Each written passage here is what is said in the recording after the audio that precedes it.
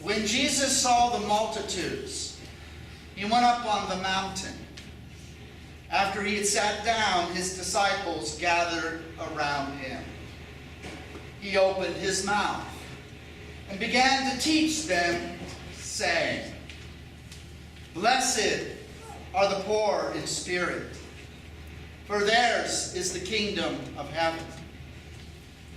Blessed are those who mourn, for they shall be comforted. Blessed are the meek and the lowly, for they shall inherit the earth. Blessed are those who hunger and thirst for justice, for they shall be satisfied. Blessed are the merciful, for they shall receive mercy. Blessed are the pure in heart, for they shall see God.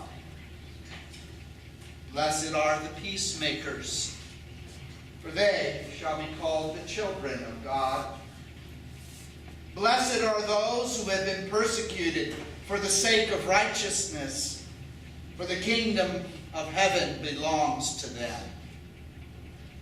Blessed are you when people insult you and persecute you and falsely say all kinds of evil against you on account of me.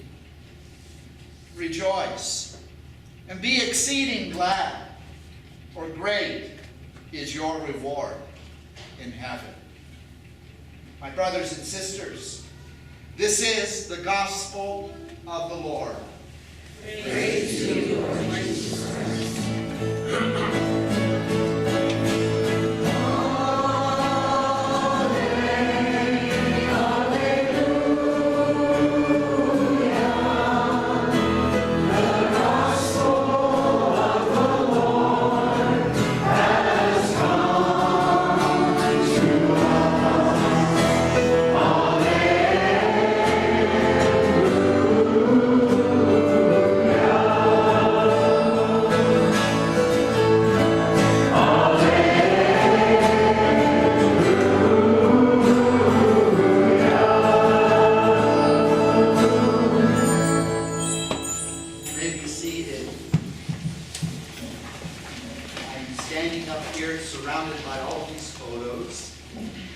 of our loved ones. And I'm reminded of what the writer to the Hebrews said when he wrote, "We are surrounded by a great cloud of witnesses." And I feel that even now. Everything is not as it seems. You've heard me say that before, and you'll probably hear me say that again. We live and experience this life in the material world. We are tempted to think that that is all that exists, only those things which we can perceive with our senses. But beyond the 5 physical senses we have, there is, if you will, a 6th sense. And that 6th sense is an intuitive sense that is found within the depths of the human heart. For lack of a better word, we call that faith. Faith is that 6th sense that we all have and we all possess that enables us to perceive a world beyond the veil of the materiality that surrounds us.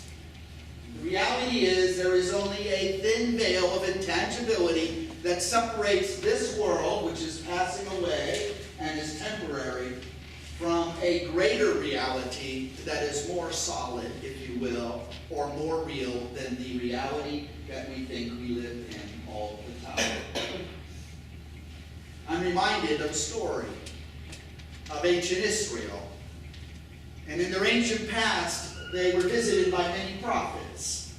One particular prophet that's quite famous in the history of Israel is a prophet by the name of Elisha, or as we like to pronounce it most of the time here in America, Elisha. Have you heard of Elisha the prophet?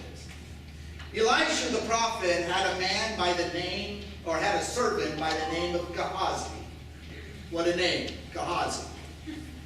And prophets in the time of ancient Israel, like they are today, very unpopular people. Because they were the conscience of a nation, and they also did not hesitate to criticize those who had held on to great power. Even kings were afraid of the prophets. And the prophets would bring forth their message, "Thus saith the Lord." And oftentimes, kings of the Middle East would take great offense about the things that the prophets would say. And they would even attempt at times to kill them in order to silence their voice.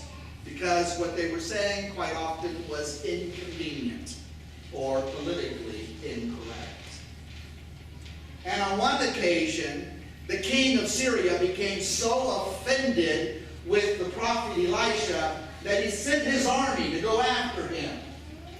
And at this time, Elisha was staying in the home of a widow in a small village of Israel, in northern Israel. And then the armies of the Syrians were on the horizon and could be seen as they were approaching the small village Elisha was residing in. And of course, Gehazi noticed this. And Gehazi, like most reasonable people, became terrified and deeply afraid when he saw this great army now coming to get the prophet Elisha. And yet, where was Elisha? He was sitting at table in the room that he was using of this humble widow. And Elisha was just as calm and as peaceful and not worried at all when Gehazi burst into the room and says, "Are you aware, O man of God, that we are being pursued by the Syrian army and all of their chariots and all of their weapons, and they're coming to kill you, and probably me as well." And of course, Gehazi was not informing the man of God of anything. And Elisha said, "Don't worry, there's nothing to worry about." And Gehazi says, "Are you out of your mind? Nothing to worry about? You have nothing to defend yourself, and this great army is coming after you, and you are sitting here calmly as if it was just another day?" Then Elisha, the man of God, prays, as prophets are wont to do. And he prays to the Lord, and he says, "Oh Lord, open the eyes of Gehazi my servant, so that he can see what's really going on. God heard his prayer, and the eyes of Gehazi were open. And as Gehazi looked about now with this new vision, this intuitive vision, this gift of faith, he saw surrounding Elisha a whole host of angelic warriors with chariots of fire and swords of flame. Gehazi at that moment became aware that everything wasn't as it appears, that the prophet was surrounded by a host of heavenly beings, of angels, and so the prophet had nothing to worry about. Now, if you want to know the end of the story, you're going to have to go home and read your Bible. The point of the story is that we're surrounded by a great company of witnesses. We believe in the communion of saints. And this is why when you come to any Catholic church, even here at St. Matthew's, you are surrounded by images, icons, or statues of saints. It's to remind us that every time we gather here to celebrate the sacred mystery of the Eucharist, we are not alone.